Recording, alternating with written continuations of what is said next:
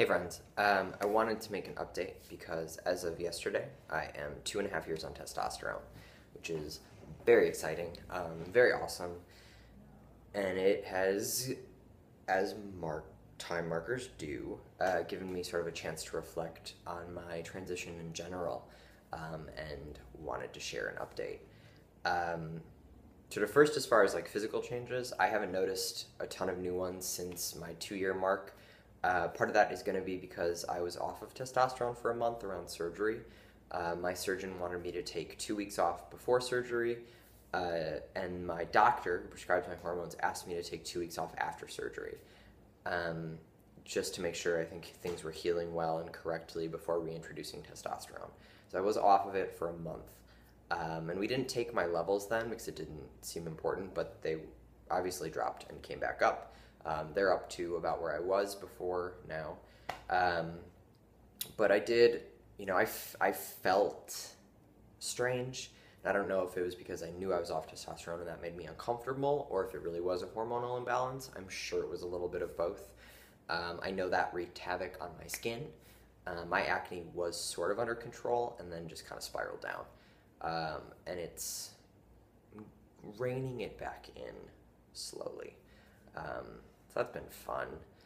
But other than that, I think that physically, it's been just kind of more of the same.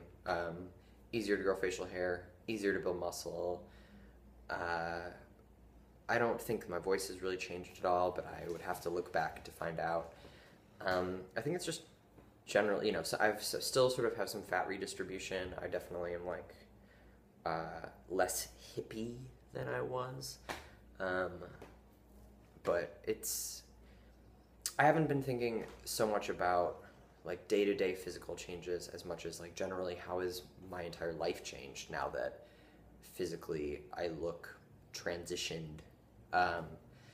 Because so there are kind of two major things I've been thinking about. And the first one is the fact that publicly I'm read as male all the time now. I do not remember the last time I was misgendered in public, and that feels amazing, and it feels strange too, because that means, to me, I read that to mean that nobody is seeing me as trans or as queer anymore.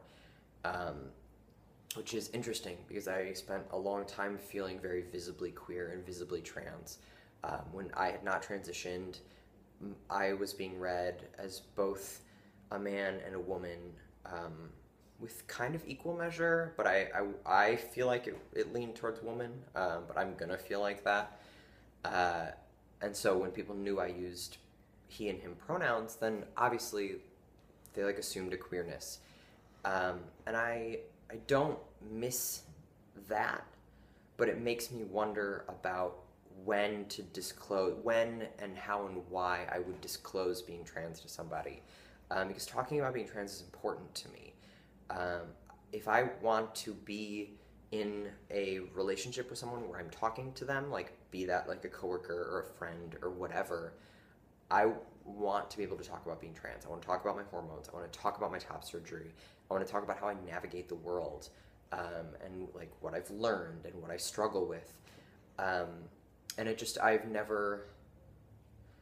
I've never been in a position where I didn't need to lead with that so that somebody didn't make me uncomfortable. So now I worry about how to disclose in a manner that doesn't make somebody else uncomfortable and that keeps me honest and comfortable and safe. So I don't have an answer for it. It's something that I think I'll probably have to navigate situation by situation, but it's definitely a new thing that I'm thinking about. And obviously there are differences with being red male that I've noticed. That article's floating around that's like male privilege is explained by a trans man, and I think I'll find the link and put it in the description of this video. I think it's a really interesting article, and I've noticed a bunch of those same things too. The way people speak to me has changed. The way strangers react, like if they bump into me on the street, is a little different. But the author of that article goes into that kind of stuff, so I'll let him take that one. But the other thing, one, I gotta tell people I'm trans now, and I can save it for later in the conversation, but should I? But shouldn't I? But why is it important to tell people? I don't know. I don't know. Two, I've been thinking a lot about anger as an emotional response. I know that trans men have a really complicated relationship with the assumption that testosterone makes you angry, and I understand why. I think one, like, none of us should be let off the hook for our actions because, like, we're on testosterone and it makes you angry. And two, nobody should have their emotions diminished because, oh, that's just the testosterone making you angry. And three, some people may not get angrier because of testosterone. It's like not a thing that's going to happen. What I will say is that I did get angrier. My emotional response to anything that upset me for a very long time was to just get sad, or to sort of shut down, or internalize a lot of it, or, you know, just exit a conversation and kind of have like a depressive meltdown about it and just really think it was my fault and that I had done something wrong in any conflict, pretty much. That stopped. And instead I got really frustrated. It was easier for me to be grumpy with somebody, or kind of make a flipping comment, or be passive aggressive, or just like assume ill intentions. And that's not good. And I struggled with, and still struggle with, not jumping to an unhelpful version of angry, in which I become dismissive. And I'm working on like compressing anger into productive communication. But lately I've had a few conversations with friends of mine, because I've had a couple things happen in various parts of my life that have made me angry recently. And we've talked about anger as like a healthier response. Like, what about anger is maybe a healthier response than shutting down and internalizing and like sadness, when you can then use it productively, of course. And I think I've sort of come to a conclusion that I think another part of why anger feels more suited to me now than it may have before was that I feel, you know, some 2.5 years on T, about 3 months post-op, I like my body. I like myself. I feel confident. I understand that I'm like a pretty okay person who deserves pretty okay things. And I think that anger, that part of why I find anger more frequently than I ever have in my life, is that I am more understanding of how I deserve to be treated and can recognize when I'm not being treated the way I deserve to be treated. You know, for example, I've had a couple interactions with my boss at work lately where I've been treated poorly or spoken to poorly, and I've gotten really angry about it, whereas an older version of me would definitely have been like, I did something wrong, at work makes me really sad, I don't know why my boss doesn't like me. But instead now I'm like, no, you're treating me poorly, I don't deserve that. And that makes me feel less guilty about being angry. Like, being able to think of it like that makes me feel way less guilty.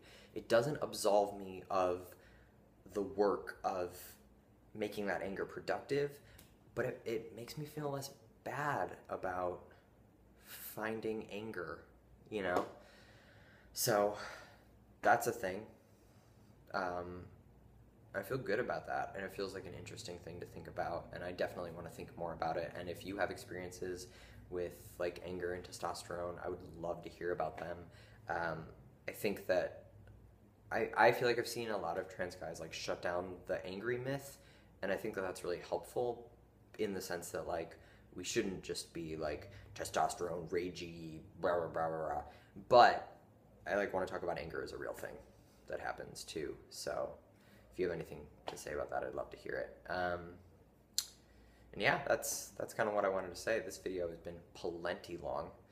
I'll probably come back with another top surgery update soon. Again, as always, if you have anything you want me to discuss, or any questions that you think I might be able to answer helpfully, leave them below or contact me in any other social media space. And yeah, enjoy your summer times, summer days. Cool. It's real hot in my apartment, so I'm gonna turn my AC back on because it's loud. So sweet. Bye, guys.